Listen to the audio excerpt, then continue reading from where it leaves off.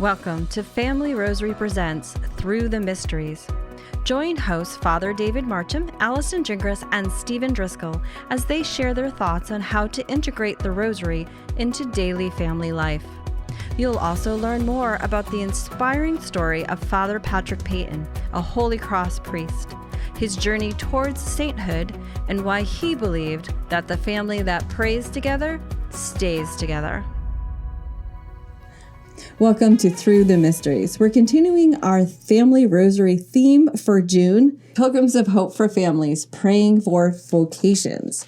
And this week we are specifically looking at the discernment of priestly vocations. Now, don't turn away. If you're not thinking of becoming a priest or you're a woman, we have something for you too, because it is the entire church's responsibility to pray and support vocations through our prayer and through other ways that we can do that, through our church, through just being there for those who are feeling the call from the Lord.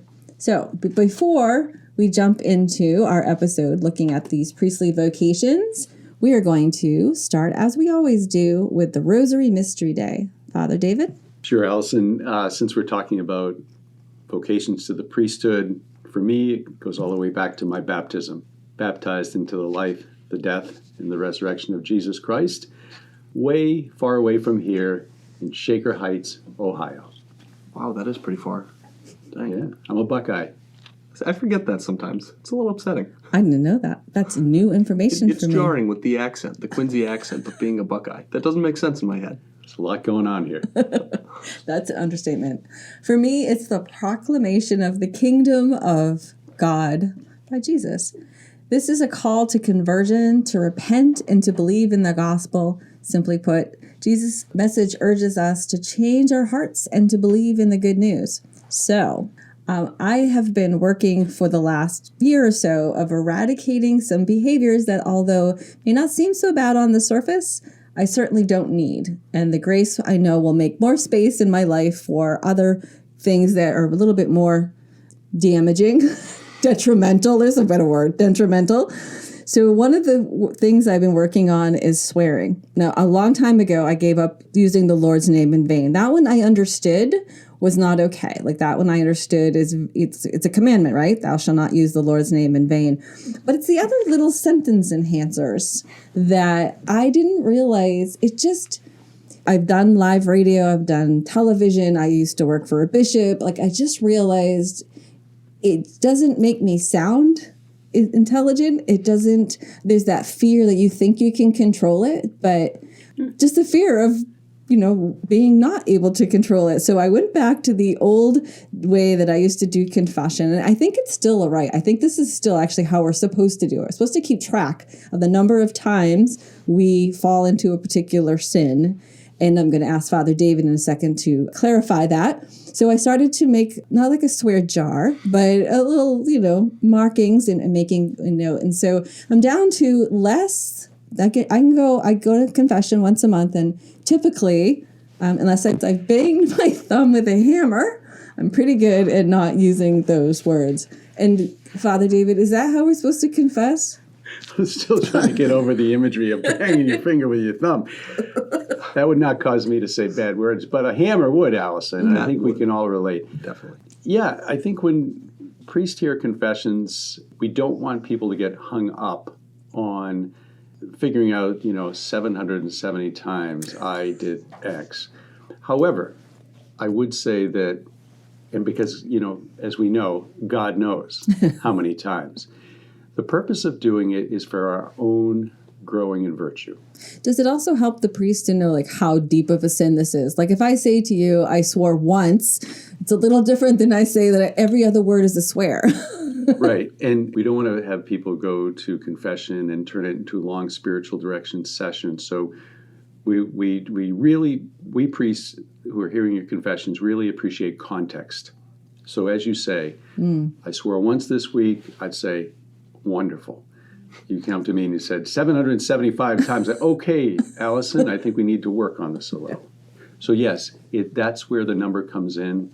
But as I go back to what I was saying before, when it's myself or others that I'm trying to guide through this, that's where we say, okay, we're going to look for improvement. That can sometimes be numerical improvement. So I derailed our Rosary Mystery Day, which was a pretty good derailment. But Stephen, what kind of day are you having? Well, you guys picked some pretty lofty, good answers. Mine is a little simpler, a little lower to the ground. I was speaking with one of my coworkers before the recording, and I was trying to figure out what kind of day is today. And he recommended agony in the garden. And I sat for a moment. I thought, I don't know. I'm not too agonized today. And he goes, no, it's a Tuesday. I'm like, no, you know what? That's a great point. Tuesday is pretty agonizing. Start of the week, really barely in the swing of things. So I'm feeling that today, I think. I think your coworker needs some help. It's a beautiful day here. It's Easter it is season. Beautiful. That is true. We'll give him some help afterwards. Great. Maybe he was just trying to point something out to you, Stephen. Maybe. Since he is your co-worker. Anyway, Father David, we love to give an occasional update on Venerable Patrick Peyton's cause. What's going on?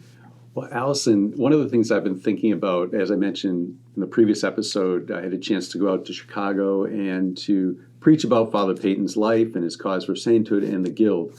So I just want to take this opportunity to say that, as we've mentioned before, Father Peyton is venerable right now. He needs a medical miracle to be approved to become blessed.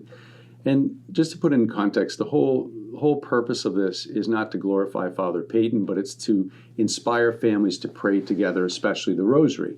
What we need to do in our work in helping this cause is to raise the visibility of Father Peyton nationally and internationally.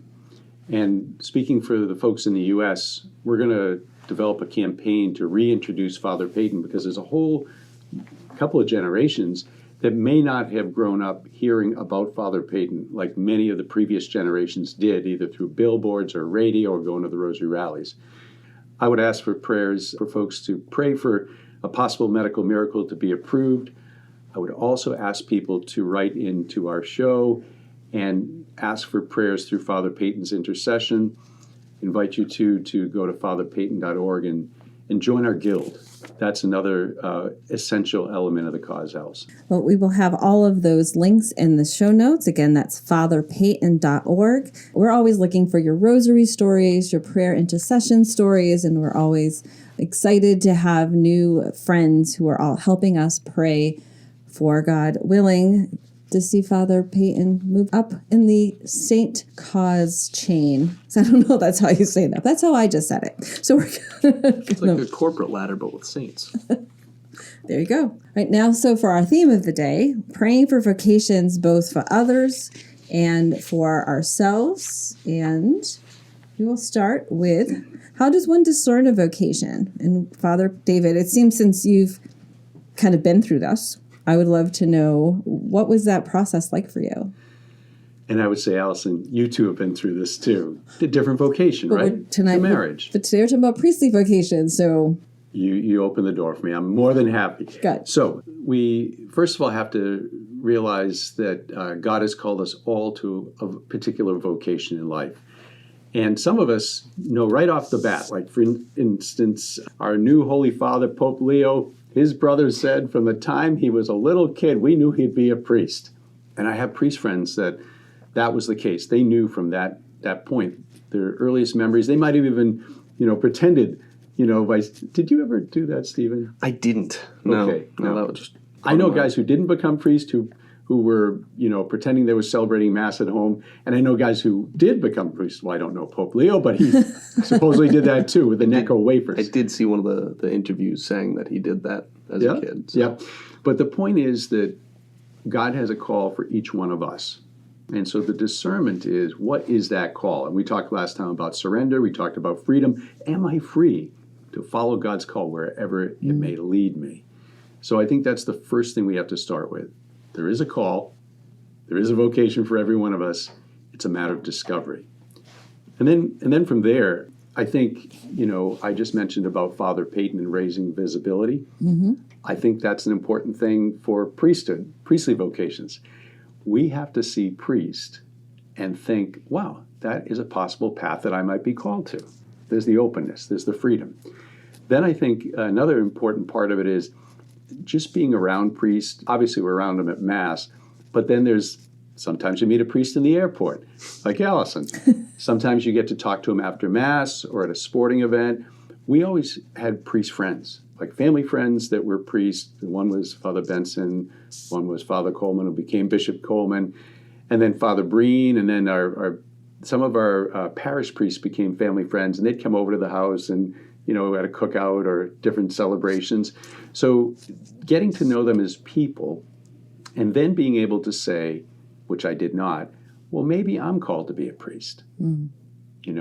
We all looked to my brother because he was outwardly and inwardly very religious. And yet my brother said from a very young age, no, I'm called to get married and have a family. And I might be a lay missionary, but that's my path. And we said, Pat, one day you'll wake up and see the truth. So happy to report he's happily married with 3 boys and works for FEMA. But the point is that it took me till I was 34 to really understand what my call was, and that to the priesthood. So Allison, I'll let you ask me some questions. I know you might have a question or two for me. Well, first, I want to just mention something I've noticed. I love asking priests their vocation story. I love knowing what brought them to this place. And I think you learn so much about them in telling that story. And there's a common thread that I've seen that a lot of them will share that it was an invitation by somebody. Have you ever considered becoming a priest? That really got them thinking. Actually, my husband became a deacon because he was asked several times by different priests and deacons themselves, have you ever considered? So that gift of invitation of just putting that kind of that little nugget into somebody's mind. My other thing that I wanted to talk a little bit about, that I think is really kind of unique, is that you're a late vocation. Like, people think I have to discern this young or it's not going to happen. But you are an example of somebody who just said in your 30s made this decision. Older than Stephen. That is older than me, for the record. That's right, Allison. So I think, so my story is that I was around priests. I had friends who were going to seminary. I like being around them. I thought, how cool will this be? I'm going to get married. I'm a physical therapist. I'll have a family, and we're going to have priest friends just like my family does. And that's going to enrich our faith and our life. So I thought, this is the perfect arrangement. And I got invited to go to a discernment weekend at St. John's Seminary in March of my sophomore year in college. It was a horrific experience. Everything from the weather, I had to take the red line to the green line. Yeah, no, that's walk rough. through a near blizzard to St. John's Seminary, which at that time looked like a haunted house. Oh my gosh. I got there, but here's where the Holy Spirit works. The only reason I went was because of a priest friend who was like an uncle. And he said to me, David, I signed you up for an adventure at St. John's Seminary. And because he said, I think you might have a priestly vocation. And inside my head, I'm going, Father Walsh, you're out of your mind. Have you been listening to me? I am loving Northeastern, now my favorite school. I'm loving Northeastern. I have a girlfriend. Everything's fallen in. And I think you asked the wrong brother.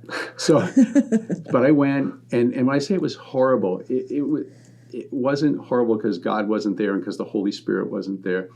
It was the humanity. It was me who wasn't ready. It was some of the haunted house aspects of the experience. There were good parts too. But I left there, and I remember going down to the Cape with my parents later that week, and I didn't talk all the way from Quincy to Cape Cod. I was so rattled by this experience. So in my mind, we're talking about surrender and freedom. In my mind, I said, okay, God, I gave you a shot. Clearly you gave me the signal. There were no angels showing up for me. This is done deal. I can go on with my life. And I did, and things were progressing well.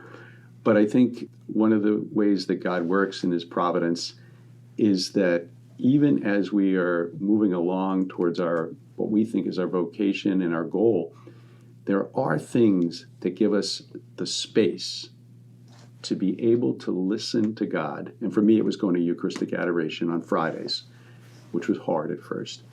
But for me, it was in that space, in that quiet, that God was able to start working with me. Stephen, what about you in your life? you're a young man, a Catholic young man. I'm sure you've done a little discerning. I have. I've tried to anyhow. And the two most common questions for me whenever I go to Mass or, just anywhere really with the Catholic presence are, when are you getting married? Or, are you going to go be a priest? There's a sweet old lady at my parish. Ever since I was in third grade, I would I'd altar serve, and then eventually I lectured and everything. And every time I'd show up to Mass and she'd see me, she was my old CCD teacher. She's like, "Oh, Stephen, there you are. Are you a priest yet? Are you going to seminary?" And the last time I saw her, I introduced her to my girlfriend, and she goes, "You're her." Oh my goodness, you stole him from me and the priest. So thanks. That was very encouraging. But it certainly is something that's been prevalent, and I've tried to do the work of discernment.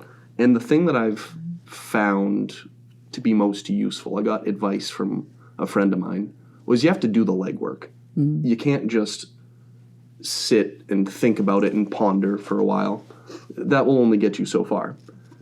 You also need to either go on a date and see if that does work for you, or go talk to a vocations director, maybe do a retreat like Father David said. Not mine. Not that one. Other retreats. Stay away from haunted My houses. second one. My second one is the one, yeah. Good, okay.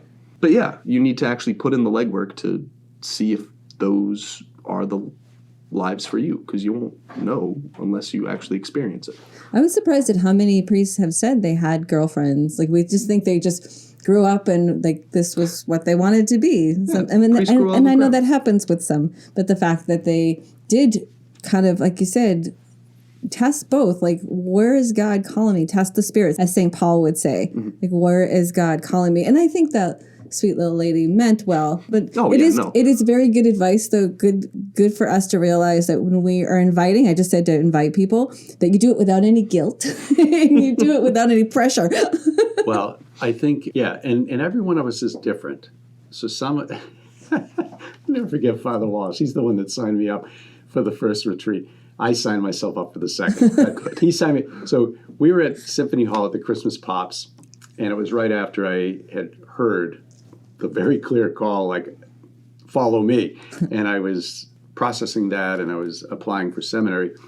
So we're at the Pops, and Father Walsh turns to my mom, as only Father Walsh could, and he said, "Well, the Lord gave him a kick in the pants." and honestly, he did. You know, whatever metaphor you want to use, I was shaken by the Lord out of where I was going. So sometimes, you know, I love your voices, Stephen, up here. You get some very interesting parishioners that you associate with. But it could be that woman that kind of stirs you up a little. Sure. And you're like, geez, if she had only said it differently. But she got the record, she is a great lady. Love her. Yeah, thank you. She's my aunt. But she got you thinking. And so I'll never forget, I was going to Masses before I was going to I wasn't even thinking about being a priest. And I was going to daily Mass. And this is my next point. I think for us to discern vocations, we have to be working, as you say, doing the legwork on living holy lives. Mm-hmm. Very much so. That's when we're in the best position. Mm-hmm. So I was working on, like Allison, not swearing, but going to daily Mass on my way to work. And I was in St. Gregory's in Dorchester. Like that pronunciation? That was almost like a Brahmin. And Dorchester. And after Mass, I was praying because I was trying to figure some things out. And this Irish, like, right from the old sod lady came up to me. And I think she had the kerchief over the head. And she said, "Excuse me. Hi, how are you?" And I said, "Good. How are you?" And she said, "Do you have a vocation to the priesthood?" And I said, "Whoa." I said, "Hi, I'm a physical therapist. I have a girlfriend." Yep. But you know what I said to her? I said, "Thank you for asking." Mm-hmm. You know, I said, "I'm praying for my direction in life." I never forgot her. Yeah. You know, she saw something in me I didn't. Mm-hmm. And you never know. One of my favorite moments recently, while here at work, I was wearing an alb. I was serving it, and I forget what it was. But I was serving, and somebody came up to me afterwards, and she goes, "Are you a Dominican?" Nope, very much not so, but thank you. They're cool. I appreciate that. Too much hair on the top. Maybe a little bit. You do love the rosary, so there's that. Yeah. I really don't think that God's calling less men to the priesthood. I think that this, just the world and the way the culture and the society is going, it's harder for them to discern. It's harder for them to make that choice. I've heard so many of my mother friends who have said, not my child, not my son, I want grandchildren. And I think about this beautiful story from Father Larry Richards, who the night before he was getting ordained was really struggling. Like, Lord, I want kids. Like, I don't know if I can do this. And just shortly after that, he was doing youth ministry at the time. They brought him a gift, and it was a keychain, and it said, "Love your kids." And he had this just aha moment that the Lord was about to give him more kids than he's going to know what to do with. And to have that opportunity to pray and let God move in his life. I think that's where family support comes in, where we're praying for our children, where we're allowing them. I used to bring my kids, my two boys, to the seminary. We lived close enough near here in Boston, not the haunted house one. It's really nice now. The other one. And we would go for prayer, night prayer with the seminarians, and then we would stay for dinner. And these men became really good friends to my sons. Neither have discerned the vocation, but I feel like as a mom, I did everything I could to give them that space to really listen to what God was asking of them. Yeah, Alison, that's an essential part. I'll tell you, my family's reaction when I told them that I was thinking about it was shock. And not shock like, you can't be a priest, we need you to get married and have a family. Just shock, like, because such a radical change at that point. But once they got over the shock, and it took different family members different amounts of time, what they said to me was so freeing. They said, if this is what God's call for you is, we're right with you. But we want you to know that it's got to be a process that you're going to go through. And we're with you one way or the other. If you discern it is the call, we're thrilled. If you discern it isn't, we're cheering you on because you were generous to go through the process and figure that out. And along the way, I only learned about this later. My mom said that a number of her friends who were Catholic, they just were saying to her, you got to talk him out of this. This is not right. He's set up for a great life, and you'll have the grandkids, and he'll be around, and et cetera, et cetera. And my mom had to tell them that, hey, he belongs to God. Mm-hmm. And she said, I said this in my homily on Sunday, that when she was pregnant with my brother and I, she just prayed that we would be healthy and holy. Mm-hmm. And she said to God, if you do that, I will give them back to you for whatever you want, which is an amazing thing to say. That's talk about surrender and understanding. And I think in my mom's own way, she was able to express to her friends that's we belong to God first. And interestingly enough, her Jewish friends and her friends of other Christian denominations who the pastors can get married, they were fully supportive. It took the Catholics a little while longer. Interesting, huh? It really is. Your mom was a very special lady, just a real role model to us mothers and to us women of faith. I'm so blessed to have known her. So again, making this connection to the Rosary, I thought of the institution of the Eucharist, which of course, without our priests here on earth, we do not have this beautiful sacrament of the Blessed Sacrament.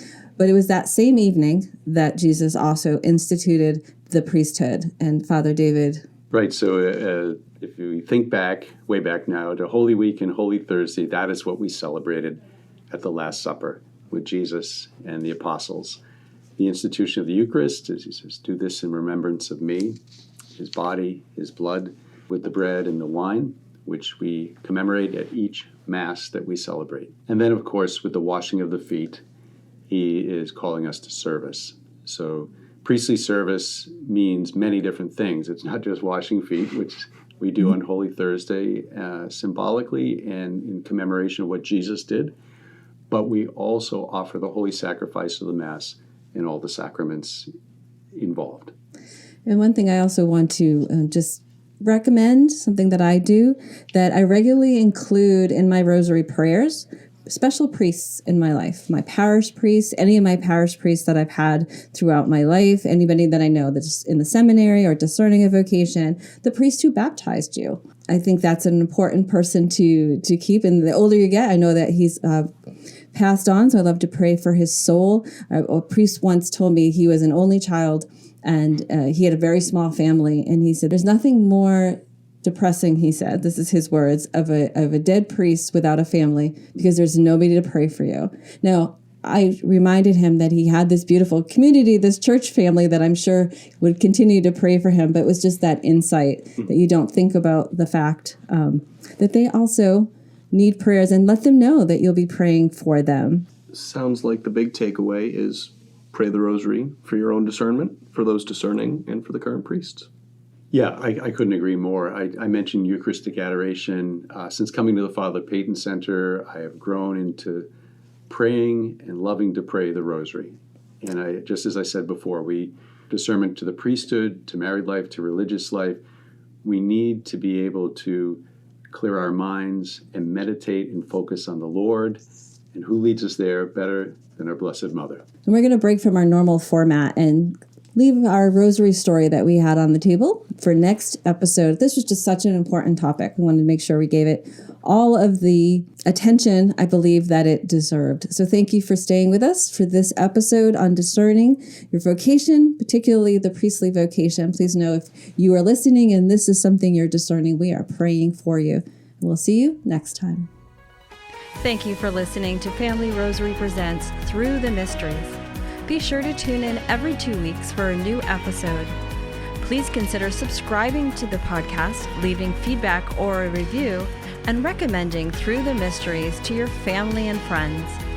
For prayer resources or to learn more about Father Patrick Peyton, please visit familyrosary.org.